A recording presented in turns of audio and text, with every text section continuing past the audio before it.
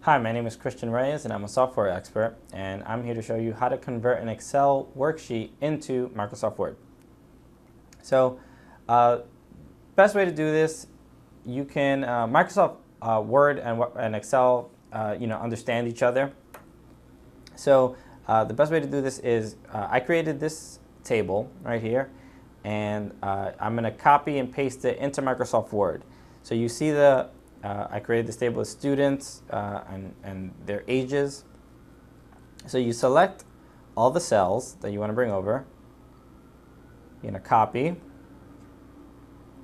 I have Microsoft Word open right here. Now here I'm going to paste. Right, and as you can see, it pasted over all the information, but it didn't bring over the table lines from Excel. So it's just text without the exact format that is in Excel. So what you want to do is once you hit paste, this little button appears. These are your paste options.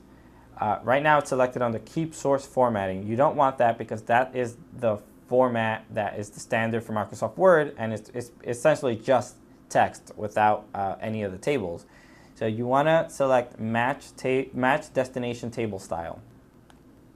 And as you can see, now it looks exactly like an Excel spreadsheet, and now you have your Excel information right in your Word document. So that is how you convert an Excel document into Microsoft Word. My name is Christian Reyes. Thank you.